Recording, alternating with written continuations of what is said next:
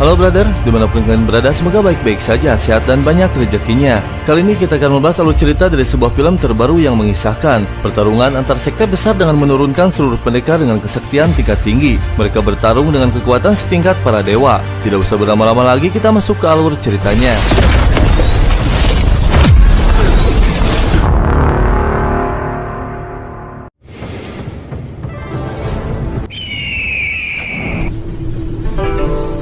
Kisah berawal pada masa kekuasaan Sekte Baili, mampu menaklukkan dua sekte besar yaitu Qiu Utara dan Chu Barat. Kedua sekte besar tersebut dihancurkan hingga wilayah kekuasaan mereka menjadi bagian dari pemerintahan Baili. Namun ada sekelompok kecil para pendekar yang tersisa dari Sekte Qiu berhasil melarikan diri ke wilayah utara. Mereka membangun kembali kekuatan di luar wilayah Baili dengan tujuan untuk membangkitkan sebuah negara baru. Sedangkan dari Sekte Chu Barat sepenuhnya bergabung dengan Baili. Dan setelah bertahun-tahun bergabung, Sekte Chu menjadi salah satu dari dua kekuatan terbesar Sekte Baili, yaitu Sekte Yan yang berada di jalur barat daya Baili, yang bersaing dengan Sekte Gu yang berasal dari keluarga Baili. Dan setelah 15 tahun kemudian, ketua Sekte Gu tewas. Dari sanalah kekacauan terjadi memperebutkan posisi ketua yang berada di jalur barat daya.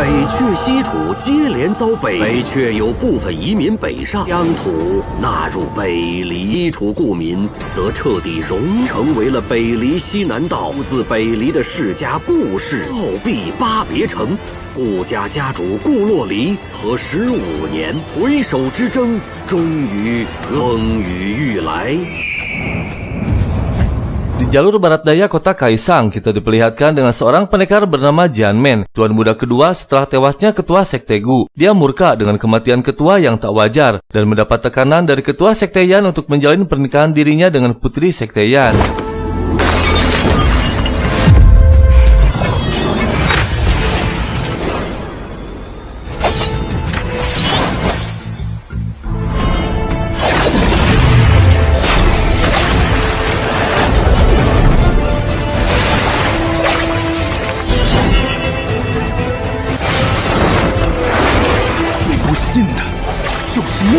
最飞天，我始终最不怕。纵马扬鞭，踏遍19跨路，我顾剑门16路天启，简直可笑。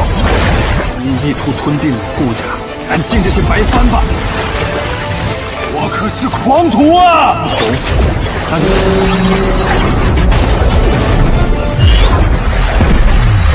Masih di kota Kaisang, kita diperkenalkan dengan seorang pemuda bernama Dongjun dari keluarga Jianxi, masih bagian dari Baili. Dia membuka kedai minuman yang turun-temurun dari keluarganya. Namun dia terlihat kesal karena tak seperti biasanya kota Kaisang sangat sepi, tak ada seorang pun pengunjung. Pedagang lain pun terlihat sama. Dengan kejenuhannya, dia menyapa pedagang lain. 大哥，进来喝一杯。脾气这么差。细看。 滚！得嘞。怎么不来和我搭话呀？ Dongjun memasuki kembali kedainya dan terlihat pelayan sekaligus temannya yang bernama Sanpeng sedang tertidur akibat jenuh tak ada pelanggan. Namun tak lama sekelompok pendekar muncul. Dia bernama Yanbi, ketua Sekte Yan. Dongjun pun menjamu mereka dengan mengeluarkan beberapa jenis minuman andalannya. Dan selama mereka menikmati minuman sambil berbincang, Yanbi fokus pada pelayannya yang masih tertidur karena diduga dia seorang pendekar tingkat tinggi. Dan tiba-tiba Yanbi mengujinya. 来找事的。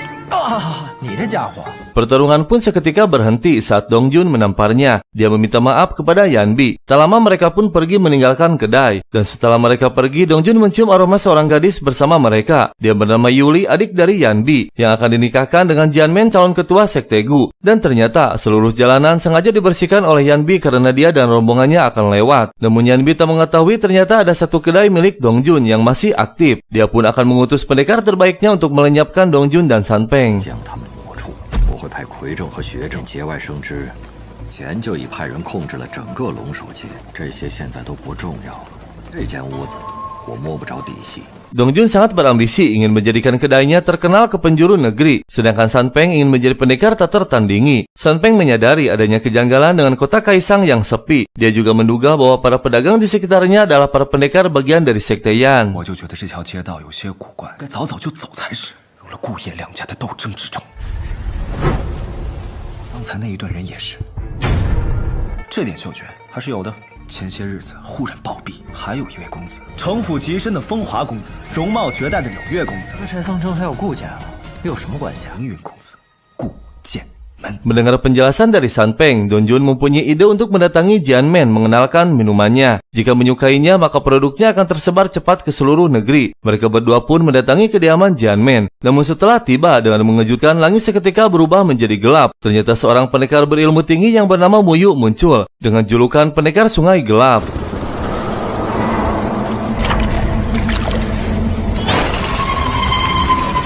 是来自暗河的贵客吧？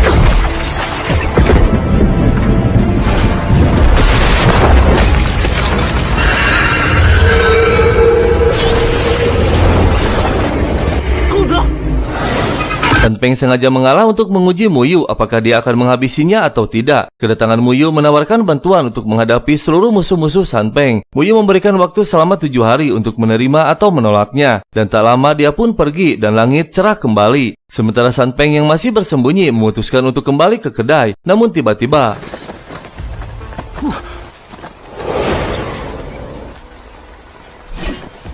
我们什么都没看到啊！ 他们可在这里等了许久了呢。走吧，最好离开这座城。多谢。 Mereka berdua pun kembali ke kedai dengan ketakutan. Namun tiba-tiba seorang pendekar utusan Yanbi sudah berada di sana yang ditugaskan untuk menghabisi mereka berdua.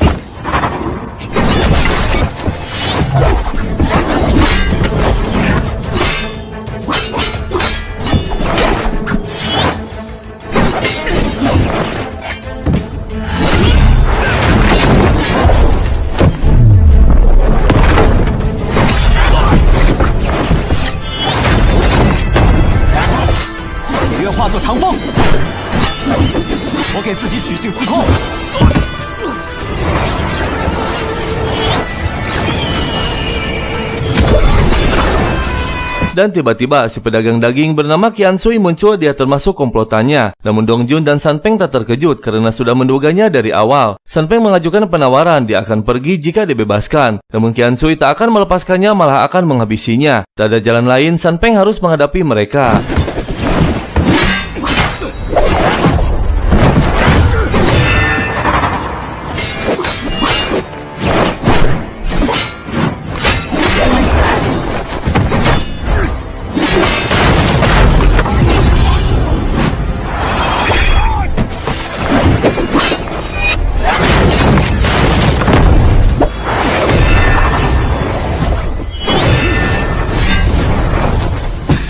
Dan tiba-tiba muncul satu pendekar lagi, seorang gadis penjual roti. Tak disangka ternyata Dongjun memiliki sedikit kemampuan untuk menghindar. Meski pada akhirnya mereka berdua terkepung juga. Namun saat Sanpeng akan menyerang lagi, tiba-tiba muncul seorang pendekar bernama Lei, tuan muda Jumo yang masih bagian dari sekte Baili. Dia muncul akan membantu Sanpeng.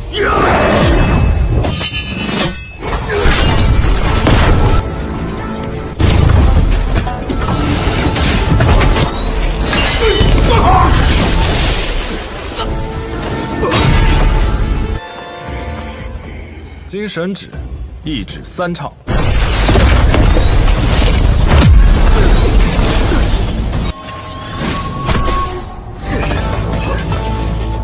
Saat pertempuran masih berlangsung, muncul pendekar tua menyerang Lei. Dia masih termasuk komplotan mereka. Kini Lei harus menghadapi 4 pendekar sekaligus. Namun tiba-tiba muncul seorang pendekar berilmu tinggi bernama Lo Xuan, tuan muda King Ye yang masih keluarga sekte Baili. Dia akan membantu Lei menghadapi mereka. Sementara Lei membawa San Peng dan Jun ke kuil Suro. Yang ternyata Lei menyangka bahwa mereka berdua adalah mata-mata yang diutus saudaranya. Makanya dia menyelamatkan mereka berdua.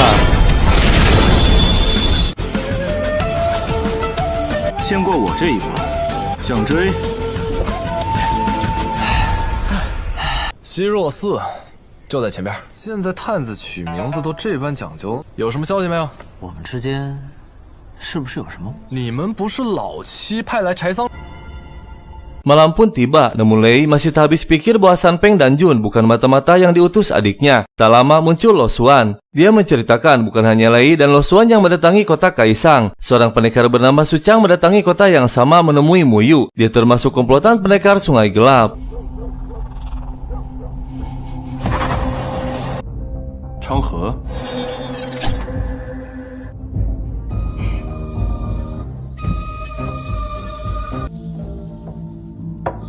你怎么来了？ 见识到那群传说中的天之骄子们。 Saat mereka masih berbincang, muncul seorang gadis bernama Yuli, adik Yanbi. Kedatangannya ingin mengatakan bahwa dia tak ingin menikah dengan Jianmen. Yang dia sukai adalah Guli, ketua sekte Gu yang telah tewas. Dia juga mengatakan bahwa Yanbi lah yang telah menghabisi Guli dengan memanfaatkan dirinya untuk menikahi Jianmen agar bisa mengendalikan sekte Gu sepenuhnya. Dia meminta bantuan untuk menculiknya di hari pernikahan. Namun saat akan pergi, dia mengatakan yang mengejutkan. Semua siasat ini ternyata dikendalikan oleh dirinya dan ada kekuatan yang jauh lebih besar di belakang Yanbi. 你需要我们怎么帮助你？你们就带着那个东西来抢亲。抢抢亲？抢亲，你们的兄弟会去劫一样很重要的东西，你们要记住，我从来就不是我的兄长，我兄长身后还有其他势力，我的直觉告诉我，更强大的势力。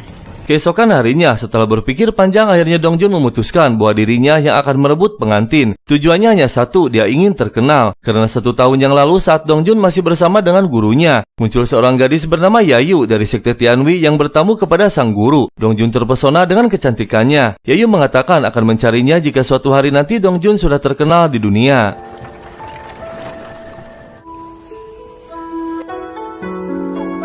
是仙子。 是来自天外天的贵客，请先生助我们北阙一臂。可我已不问世事。我感觉我要醉倒在这王眼眸中了。你叫什么名字呀？仙子姐姐，你要走了吗？以后我要怎么去找你啊？等哪日你名扬天下，我便来找你。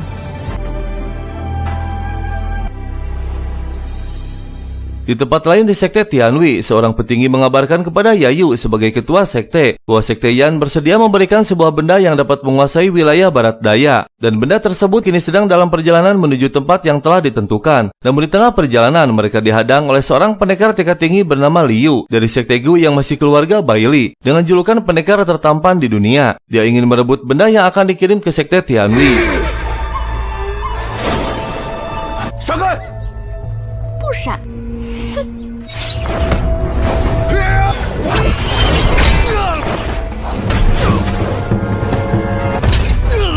留下东西，饶他们不死。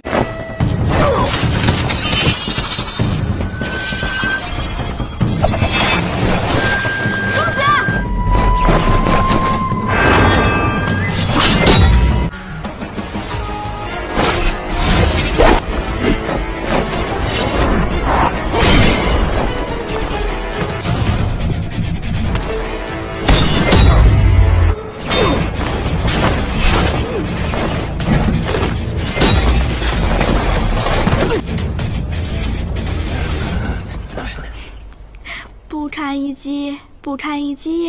Merasa kalah dan tersudutkan, mereka memanggil para pendekar dari sekte Tianwi untuk menandingi kesaktian Liu. Karena sekte Tianwi kini sudah menjadi koalisi sekte Yan.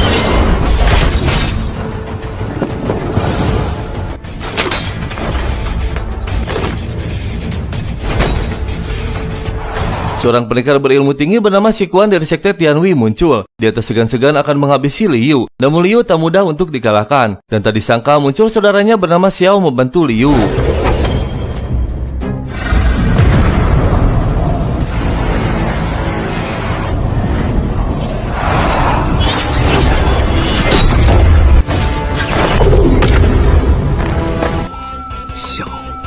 黑。 San Peng dan Jun mulai perjalanannya menuju Sekte Gu untuk merebut pengantin wanita. Meski dengan risiko yang tinggi, mereka akan tetap menjalaninya. Karena selain demi membuatnya terkenal, mereka ingin membantu Sekte Gu yang telah kehilangan ketuanya. Sementara si Quan yang terluka karena tak mampu menandingi kesaktian Xiao dan Liu. Di perjalanan dihampiri oleh Yuji, seorang pendekar petinggi dari Sekte Tianwei. Si Quan mengatakan bahwa dirinya gagal mendapatkan barangnya. 怎么样了？东西丢了，我撤得及时，没什么大。赶紧回柴桑城，提早做准备。他们带着他。 走不远的。好。 Di markas Sekte Gu, terlihat Jianmen sudah mempersiapkan rencana untuk acara pernikahannya besok. Dia akan mengambil keputusan yang besar, akan menghabisi seluruh pendekar yang hadir. 明日我可以穿白衣吗？看来他们已经迫不及待了。恐怕不远。明天是婚礼，可谁又知道还是葬礼呢？ Acara pernikahan pun tiba, para tamu undangan sudah mulai berdatangan, termasuk para pendekar dan ketua sekte. Tak lama muncul Huixi, seorang pendekar yang memiliki kehormatan tinggi, masih termasuk dalam keluarga sekte Baili, namun dia angkuh dan sombong. 蓬荜生辉呀！拜见会西君。混了阳的，可以靠着庇护活下，好自为之。 Muyu dan Suchang mengamati acara dari kejauhan. Dia masih menunggu keputusan dari Jianmen dan siap bergerak jika dibutuhkan. Dan akhirnya San Peng dan Jun tiba dengan disambut oleh para pendekar yang bertarung di kota Kaisang. San Peng dan Jun meneruskan misinya, sedangkan mereka akan dihadapi oleh Lei dan Lusan.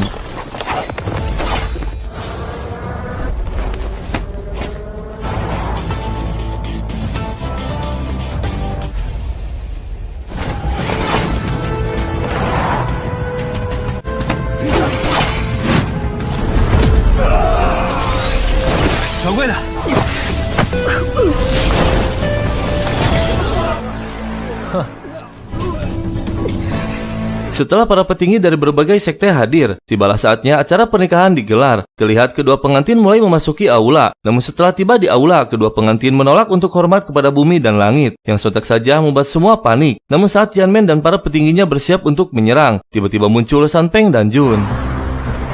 等一下，你是谁？客人敢问客为何来啊？抢亲。抢亲？ 杀了。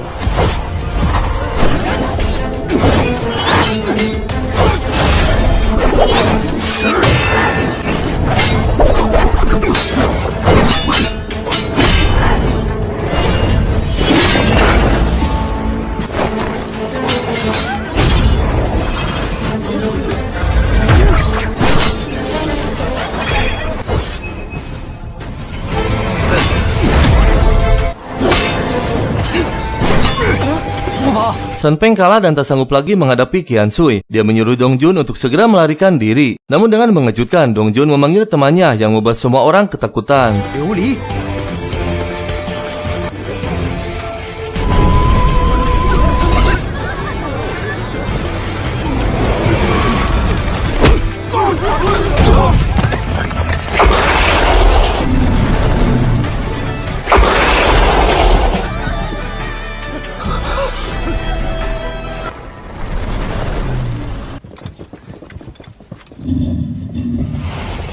Tak disangka, ternyata Dong Jun adalah seorang pendekar penakluk naga, pendekar legendaris yang sangat ditakuti. Dan ternyata leluhur Dong Jun berasal dari keluarga Baili. Sang kakek yang bernama Lu Chen dengan julukan Dewa Racun memiliki kesaktian mencapai level tertinggi, yang mampu melumpuhkan ratusan ribu musuh sekaligus. Dan ayahnya bernama Cheng Peng, mampu menghabisi ribuan musuh hanya dalam sekali tebasan. Dong Jun adalah satu-satunya cucu kesayangan sang kakek, dan pewaris seluruh kesaktian leluhurnya meski kekuatan dalam tubuhnya belum muncul. 我叫百里东君。